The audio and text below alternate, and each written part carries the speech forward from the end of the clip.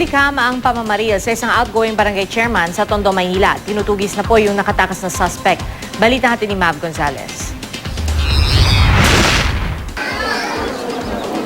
Sa pagtatapos ng kanyang termino, natapos din ang buhay ng isang barangay chairman sa Maynila noong gabi ng Sabado. Nahuli pa sa CCTV ang mismong pamamaril sa biktimang si Armando Ramos na hinala ng pamilya niya may bahid ng politika ang dahilan.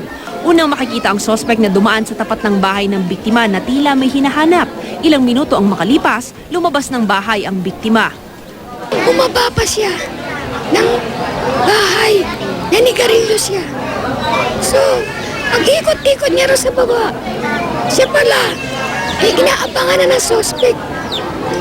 Naabangan na siya ng suspect. Babalik-balik pala sa bahay namin, hindi namin alam. Pagpasok ulit ng biktima sa bahay, sinundan siya ng suspect at saka binaril kahit pa napakaraming tao sa lugar. Isang tama ng bala sa likod ang tinamo ni Ramos, ngunit tumagos ito sa baga at puso, kaya't idineklara siyang dead on arrival sa ospital. Tagaroon din sa barangay ang suspect na si Eduardo Manansala alias Eding Pusa na agad tumakas kasama ang pamilya niya matapos ang krimen.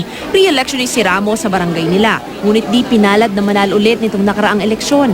May isang partikular daw na kandidato na lantarang nagbanta sa asawa niya. Noong pa man may threat na siya, salita sa kanya na may kalalagyan ka rin. Inasalita sa kanya. So, sabi niya sa akin, "Be, pag namatay ako, alam mo na kung sino. Sana, doon sa nagputos sa kanya, makonsensya naman siya. Kasi, alam na yung Diyos na ang ginagawa ni Chairman ay tama lang at nasa katuwiran." Nakaburol ngayon ang biktima habang patuloy na pinag-ahanap ang suspect. Mav Gonzalez, GMA News.